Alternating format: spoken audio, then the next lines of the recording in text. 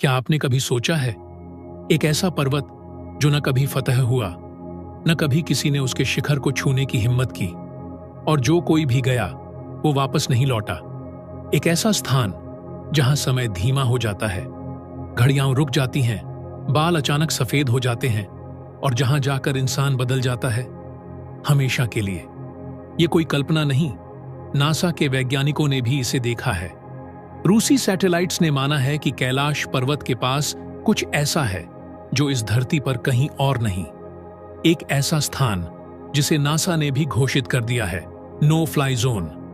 लेकिन सवाल यह है, कैलाश पर्वत सिर्फ बाहर है या ये हमारे भीतर भी है? क्या आपके शरीर में कोई ऐसा केंद्र है जो कैलाश पर्वत की तरह सब कुछ शांत, स्थिर और दिव्य बना रहता है?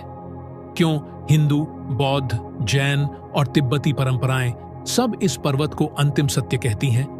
क्यों चीन ने कैलाश पर्वत को मिलिट्री जोन घोषित किया है?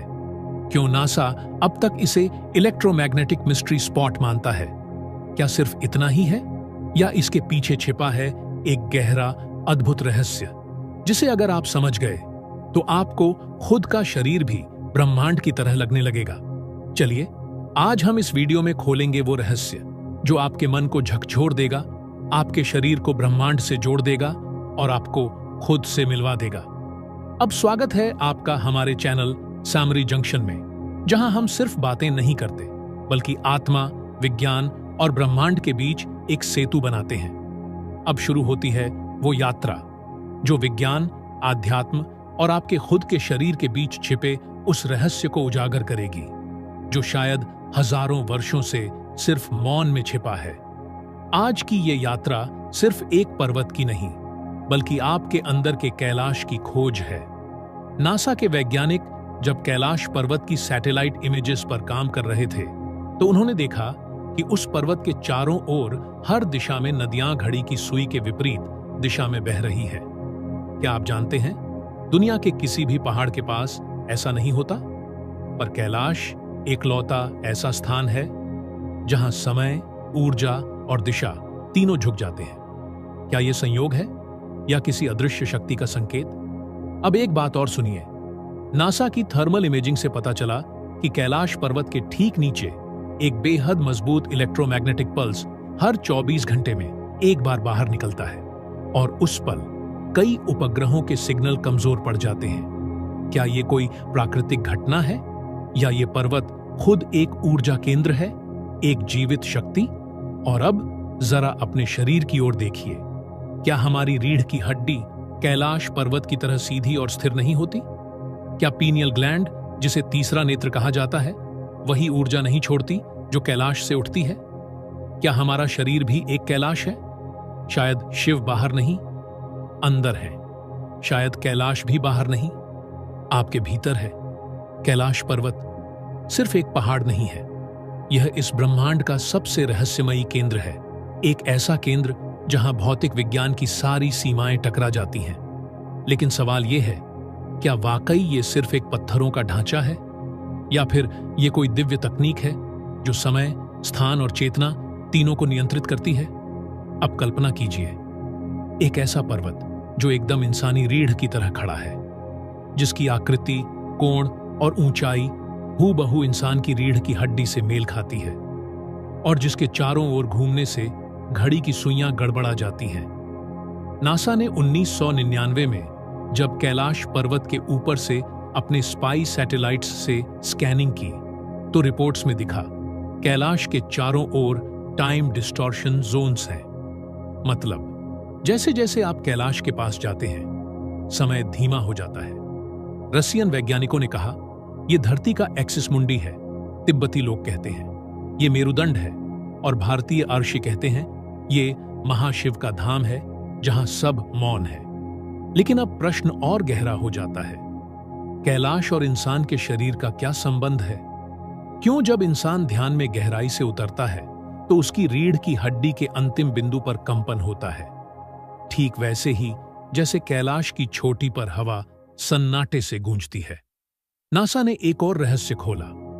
जब सेंटिनल लाइट ने कैलाश के ठीक नीचे इलेक्ट्रोमैग्नेटिक एक्टिविटी को डिटेक्ट किया, तो पता चला कि वहां का चुंबकीय क्षेत्र किसी सुपर कंप्यूटर प्रोसेसर की तरह स्पंदित हो रहा है। क्या कैलाश कोई एनर्जी टावर है? क्या ये हमारी चेतना से जुड़ा कोई डिवाइन सर्वर है? और क्या इसी का प्रतिबिंब हमारे शरीर के अंदर है? इसीलिए तो तिब्बतियों के अनुसार कैलाश पर्वत कोई बाहरी स्थान नहीं, बल्कि मानव शरीर का केंद्र बिंदु है, जो ध्यान और तपस्या से सक्रिय होता है। अब सोचिए, अगर बाहर का कैलाश इतनी शक्ति रखता है, तो अंदर का कैलाश कितना शक्तिशाली होगा? क्या हमारी रीढ़ ही वो पर्वत है जहां चढ़कर आत्मा परमात्मा से मिलती है? क्या ध्यान की गहराई में जाकर हम कैलाश की ऊंचाई को भीतर महसूस कर सकते हैं? क्या सचमुच कोई बाहर नहीं चढ़ पाया क्योंकि असली चढ़ाई भीतर की है? क्या कैलाश पर्वत केवल एक पवित्र स्थान है, या यह मानव मस्तिष्क, पीनियल ग्लैंड और चेतना के बीच छुपे एक सूक्ष्म वैज्ञानिक रहस्य की कुंजी है? कई वैज्ञानिक और तांत्रिक इस तथ्य की ओर संकेत करते हैं कि कैलाश की ऊंचाई लगभग 6,666 मीटर है, एक ऐसा अंक जो ब्रह्मांडीय गणित और ऊर्जा संरेखण, एनर्जी अलाइनमेंट के साथ एक रूप प्रतीत होता है।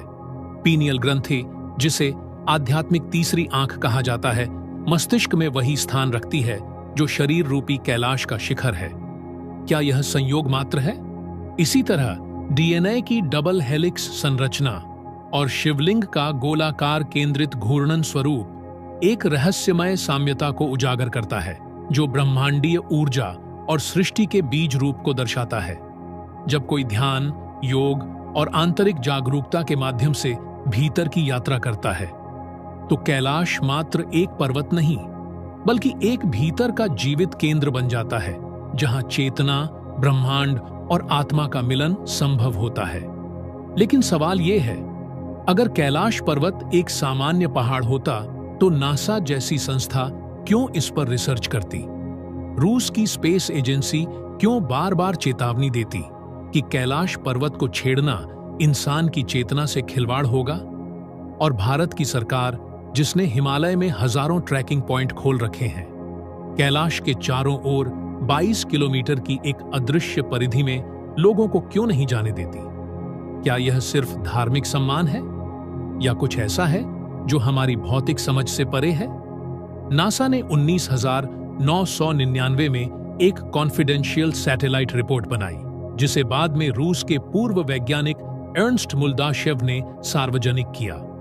इस रिपोर्ट में दावा किया गया, कैलाश पर्वत एक ऐसा इलेक्ट्रोमैग्नेटिक केंद्र है जहां टाइम रुक सा जाता है। कुछ यात्रियों को वहां जाने के बाद ऐसा महसूस होता है कि उनके शरीर ने 3 दिन की यात्रा सिर्फ 30 मिनट में पूरी कर ली। रशियन साइंटिस्ट्स ने इस फिनोमेनॉन को कहा टाइम वॉर्प, और इसे जोड़ दिया आइंस्टाइन के थ्योरी ऑफ रिलेटिविटी से। मतलब, समय और स्थान का मापन कैलाश के आसपास बदल जाता है। अब कल्पना कीजिए, हमारा दिमाग, विशेष रूप से पीनियल ग्लैंड, जो बीच माथे में मौजूद है, वही है जिसे हिंदू कहते हैं आज्ञा चक्र और तिब्बती कहते हैं आंख का दृष्टि।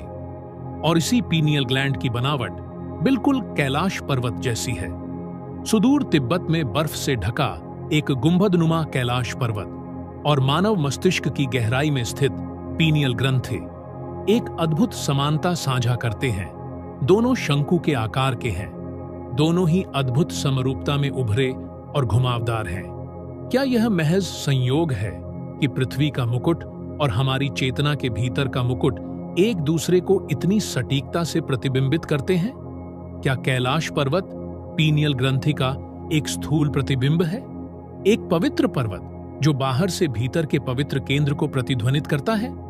क्या यह सिर्फ संयोग है, या ईश्वर ने हमारे भीतर एक लघु कैलाश बना दिया है? प्राचीन शास्त्रों में कहा गया कि मेरु पर्वत ही कैलाश पर्वत है, और शरीर में मेरुदंड यानी स्पाइनल कॉर्ड ही मेरु पर्वत है। अब साइंस कहता है कि हमारी स्पाइनल कॉर्ड के अंदर मस्तिष्क मेरु द्रव बहता है, एक इलेक्ट्रोमैग्नेटिक ऊर्जा जिससे हमारा नर्वस सिस्टम चार्ज होता है। ठीक वैसे ही कैलाश के नीचे भी स्ट्रॉन्ग मैग्नेटिक एनोमलीज पाए गए हैं। ऐसा मानना है कि वहां पर कोई एंशिएंट पावर सोर्स या रिएक्टर दबा हुआ है।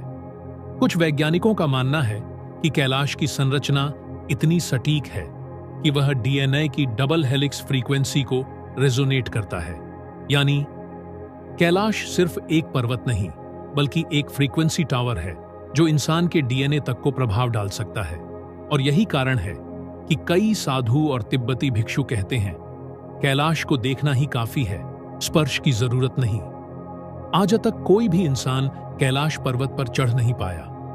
कई ने कोशिश की, लेकिन कुछ का मानसिक संतुलन बिगड़ गया, कुछ गायब हो गए और कुछ लौट कर बोले, मैंने वहां किसी को देखा, लेकिन वो इंसान नहीं था। चीन की सरकार ने 2001 में जबरन क्लाइंबिंग की कोशिश की, लेकिन उनके टॉप माउंटेनियर्स ने कुछ ही घंटों में खुद को पीछे खींच लिया। कुछ था वहां जो हमें कह रहा था, वापस जाओ। साइंटिफिक थ्योरी ये कहती है कि कैलाश पर्वत के चारों ओर एक नेचुरली ऑकरिंग इलेक्ट्रोमैग्नेटिक डोम बना हुआ है, जिसे क्रॉसिंग करने के लिए मेंटल एंड एनर्जेटिक अलाइनमेंट चाहिए।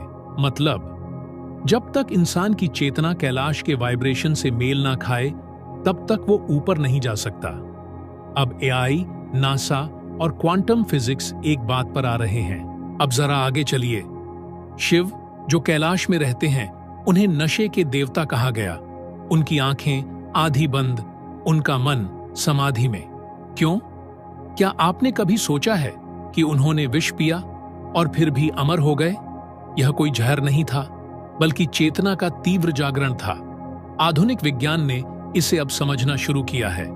एलएसडी, डीएमटी और अन्य हॉलुसिनोजेंस, इनसे मिलने वाले विजन और अनुभव ठीक वैसे ही होते हैं जैसे ध्यान में बैठे साधु अनुभव करते हैं। स्टैनफोर्ड के एक न्यूरोसाइंस एक्सपर्ट ने कहा, पीनियल ग्लैंड स्वाभाविक रूप से डीएमटी, डायमिथाइलट्रिप्टामीन का स्राव करती है।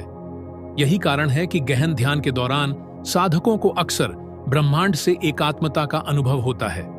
यह अनुभव केवल मानसिक नहीं, बल्कि एक गहराई से जुड़ा जैव रासायनिक और चेतनात्मक रहस्य है। तो असली नशा कहाँ है? कैलाश के बाहर या आपके भीतर? शिव ने हमें यही तो सिखाया कि असली नशा है आत्मा की ऊंचाई पर, चेतना के चरम पर। अब समझिए, कैलाश पर्वत पर कोई चढ़ नहीं सकता। क्यों? क्योंकि वो चढ़ाई बाहर की नहीं है, वो चढ़ाई अंदर की है। कैलाश पर्वत को रेप्लिकेट करता है हमारा मस्तिष्क। उसका केंद्र पीनियल ग्रंथि वही बिंदु है जहां मन, आत्मा और ब्रह्मांड मिलते हैं। समरी जंक्शन के इस रहस्य यात्रा में आगे आप जानेंगे, शरीर के कौन से एनर्जी पॉइंट्स कैलाश के किन क्षेत्रों से मेल खाते हैं, ध्यान और मौन से कैसे कैलाश एक्टिवेशन भीतर होता है, और आखिर तांडव नृत्य क्या है, एक एनर्जी बर्स्ट या कॉस्मिक रियलिटी। यदि अब तक आप ध्यान से सुन रहे हैं, तो तैयार हो जाइए अगले कुछ मिनटों के लिए जहां अहंकार टूटेगा और आत्मा बोलेगी। कैलाश पर्वत और इंसान का शरीर दोनों एक हैं। अब सवाल यह है, अगर कैलाश पर्वत सिर्फ एक पत्थरों का ढेर होता, तो नासा की टीम वहां जाकर एक्सपेरिमेंट्स करने से क्यों कतराती?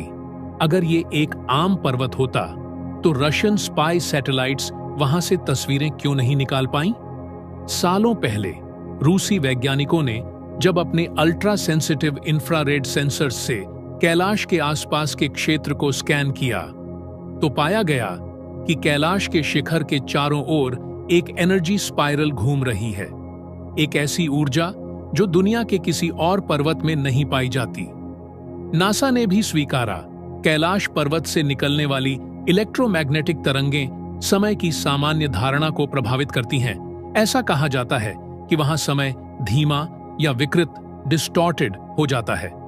क्या यह पर्वत केवल एक भू आकृति है, या फिर यह एक ऐसा ऊर्जा केंद्र है जहां भौतिक और आध्यात्मिक आयाम आपस में टकराते हैं? हाँ, समय को धीमा कर देने वाली ऊर्जा। वहां जाने वाले कुछ यात्रियों ने बताया कि नीचे चढ़ने में जो रास्ता उन्हें सिर्फ 2 दिन का लगा, जीपीएस रिकॉर्ड्स के मुताबिक वो 5 दिन में वापस आए। किसी को भी पता नहीं चला कि बाकी 3 दिन कहां गए। क्या समय वहां सचमुच धीमा हो जाता है? अब जरा इंसान के शरीर पर लौटते हैं। शरीर की रीढ़ की हड्डी, स्पाइनल कॉर्ड, ठीक कैलाश पर्वत की तरह स्ट्रक्चर्ड होती है। ऊपर ताज की तरह मस्तिष्क का मध्य भाग, जिसे हम पीनियल ग्लैंड कहते हैं। पीनियल ग्लैंड को ही योग शास्त्र में शिव नेत्र कहा गया है। नासा भी इस पीनियल ग्लैंड में कई अनयूजुअल क्वांटम एक्टिविटीज ऑब्जर्व कर चुका है। क्या यह सिर्फ संयोग है कि जहां शिव विराजते हैं वहां के ढांचे और शरीर के ऊर्जा केंद्रों में समानता है? अब सुनिए सबसे चौंकाने वाली बात। कैलाश पर्वत के अंदर एक मैग्नेटिक टनल होने की संभावना वैज्ञानिकों ने जताई है। एक ऐसा सुरंग जो जमीन के नीचे स्पिन करता है और जिसे इनविजिबल वर्टिकल एक्सिस कहा गया है। अब आप सोचिए, इंसान के शरीर में भी ठीक ऐसा ही एक अदृश्य एनर्जी एक्सिस है जिसे योगी सुषुम्ना नाड़ी कहते हैं। ये नाड़ी भी शरीर के नाभि से शुरू होकर सिर के शीर्ष तक जाती है और कैलाश की तरह ही इसमें भी ऊर्जा चक्र होते हैं। तो क्या कैलाश बाहर का पर्वत है या फिर एक सिंबॉलिक कोड है जो हमें यह समझा रहा है कि असली कैलाश हमारे भीतर है? नासा से लेकर अर्शियों तक सभी एक ही रहस्य के चारों ओर घूम रहे हैं कि इंसान का शरीर कोई साधारण ढांचा नहीं, ये चलती फिरती कॉस्मिक मशीन है और कैलाश उसका एंटीना है जिसके जरिए आत्मा ब्रह्मांड से संवाद करती है। कई वैज्ञानिक और आध्यात्मिक खोजकर्ताओं का मानना है कैलाश सिर्फ एक पर्वत नहीं, एक ब्रह्मांडिक एंटीना है और ये एंटीना सिर्फ उन्हीं को रिसीव करता है जो किसी विशेष कॉन्शियसनेस फ्रीक्वेंसी पर होते हैं। अब जरा सोचिए, कैलाश का नाम शिव से क्यों जुड़ा है? क्यों उन्हें नशा के देवता, भोलेनाथ और समाधि के स्वामी कहा गया? शिव जो ध्यान में मग्न रहते हैं, शिव जिनकी आंखें बंद हैं लेकिन चेतना पूरे ब्रह्मांड को देख रही है। ये केवल प्रतीक नहीं है। शिव का ध्यान वो अवस्था है जिसे विज्ञान में कहते हैं थीटा और डेल्टा ब्रेन वेव्स, जहां इंसान आध्यात्मिक नशे में होता है लेकिन शरीर पूरी तरह शांत। अब आइए विज्ञान की दुनिया में 1960 के दशक में वैज्ञानिकों ने एलएसडी नामक एक पदार्थ पर अध्ययन शुरू किया। एलएसडी एक ऐसा हॉलुसिनोजेन है जो इंसान की चेतना को स्थूल से सूक्ष्म स्तर पर पहुंचा देता है।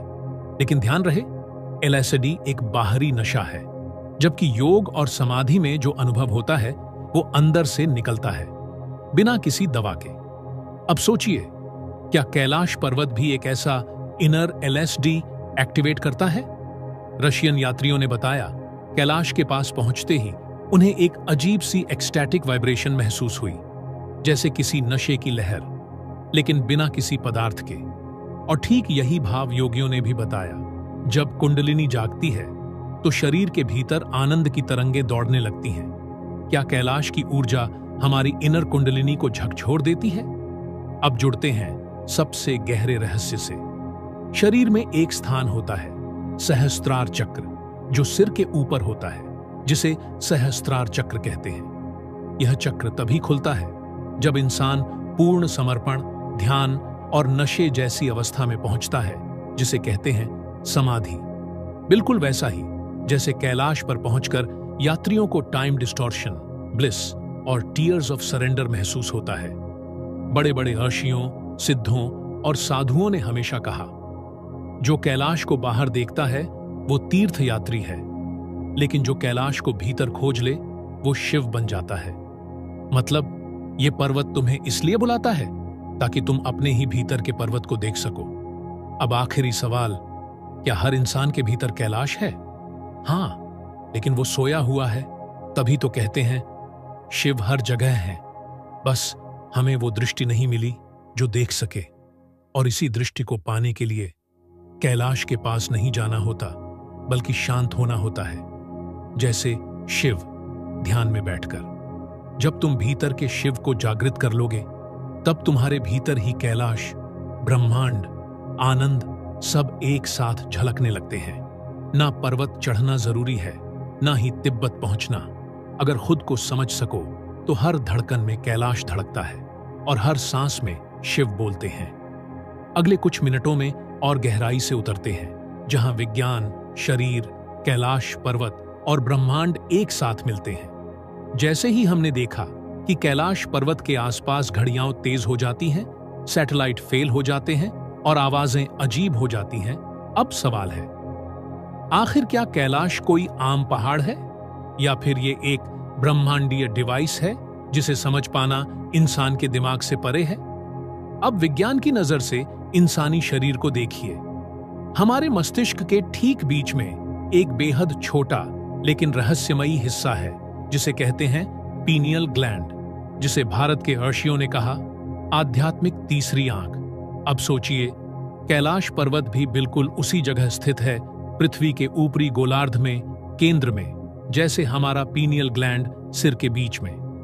कैलाश पर्वत भी हमेशा बर्फ से ढका होता है, जैसे पीनियल ग्लैंड भी शांति और ठंडक से जुड़ा होता है।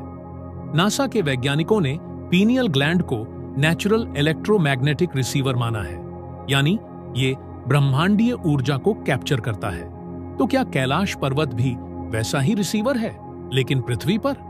अगर आप कैलाश पर्वत को ऊपर से देखो तो उसका आकार ठीक उसी तरह है जैसे मानव मस्तिष्क का मध्य भाग, थैलेमस प्लस पीनियल जोन।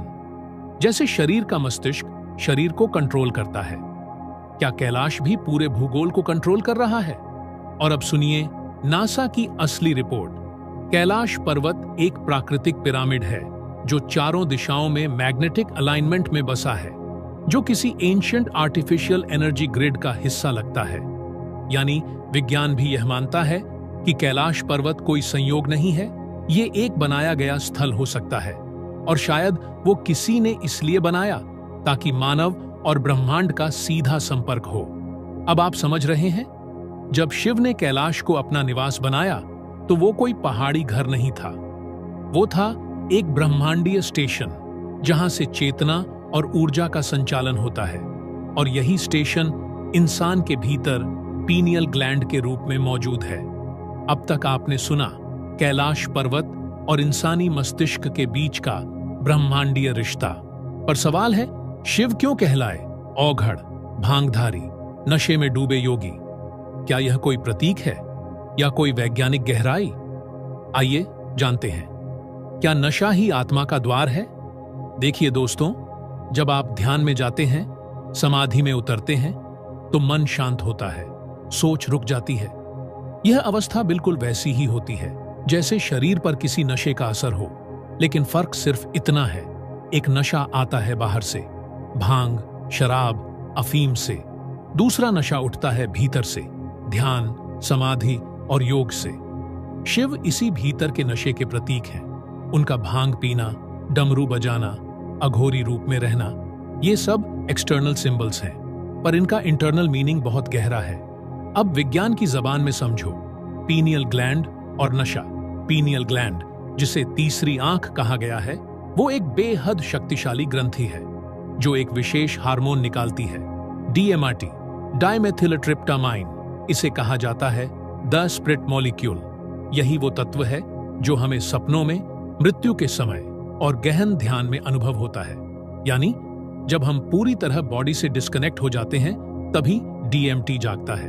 और यही अनुभव वही होता है जिसे ऋषियों ने कहा, शिव का आनंद, परम समाधि, अलौकिक नशा, शिव का त्रिनेत्र, छा जागा हुआ पीनियल ग्लैंड। अब आप सोचिए, शिव का तीसरा नेत्र क्या है? वो तांडव क्यों करते हैं? भस्म क्यों लगाते हैं? अघोर क्यों दिखते हैं? क्योंकि वो उस चेतना के प्रतीक हैं जो शरीर से ऊपर उठ चुकी है, जो डेथ ऑफ ईगो को प्राप्त कर चुकी है, जो कहती है अब मैं शरीर नहीं, सिर्फ शुद्ध चेतना हूं। शिव और अघोरी क्यों रहते हैं श्मशान में? श्मशान वह जगह है जहां सब कुछ खत्म होता है। शरीर, नाम, जात, धर्म, अहंकार सब वहीं मिटते हैं। शिव वहां रहते हैं ताकि हमें सिखा सके, जो खत्म हो जाए वो तुम नहीं हो, जो हर हाल में मौजूद रहे वही तुम्हारा सत्य है। अब फिर से लौटते हैं कैलाश की ओर। जब एक साधक कैलाश की यात्रा पर निकलता है तो वो केवल पहाड़ नहीं चढ़ता, वो अपने भीतर के कैलाश तक पहुंचने का प्रयास करता है। हर कदम एक अहंकार का विसर्जन है, हर सांस एक ध्यान का अभ्यास है, हर दर्द एक अंदर के जहर को जलाना है। कैलाश कोई डेस्टिनेशन नहीं है, कैलाश एक अनुभव है जो भीतर घटता है। हम जानेंगे शिव का तांडव क्या सिर्फ नृत्य है या ब्रह्मांडीय कंपन, जहां ब्रह्मांड की हर तरंग, हर तांडव, हर चक्र सिर्फ शिव है? क्या AUM की ध्वनि कैलाश से निकलती है? और क्या वास्तव में ब्रह्मांड शिव के भीतर नृत्य कर रहा है? तो अब हम प्रवेश करने वाले हैं उस रहस्य में जहां कैलाश सिर्फ पर्वत नहीं बल्कि ब्रह्मांडीय ऊर्जा का केंद्र है, और वहां गूंजता है शिव का तांडव, जो केवल नृत्य नहीं बल्कि ब्रह्मांड की धड़कन है। क्या सचमुच AUM की मूल ध्वनि कैलाश से निकलती है? क्या हर कंपन, हर स्पंदन, हर ग्रह नक्षत्र की गति शिव के नृत्य का ही एक भाग है? क्या ब्रह्मांड शिव के भीतर ही नाच रहा है और हम सब उस तांडव का हिस्सा हैं? अगर आपकी जिज्ञासा अब भी जाग रही है तो अगले भाग में हम जानेंगे कैलाश और तांडव का वह रहस्य जो विज्ञान, योग और चेतना को एक सूत्र में पिरोता है। अगर आप तैयार हैं तो कमेंट में लिखिए, हाँ, अगला भाग चाहिए। वीडियो को लाइक, शेयर और सब्सक्राइब करना न भूलें, क्योंकि अब से हर रहस्य आपके भीतर के कैलाश को जगाने वाला है। धन्यवाद।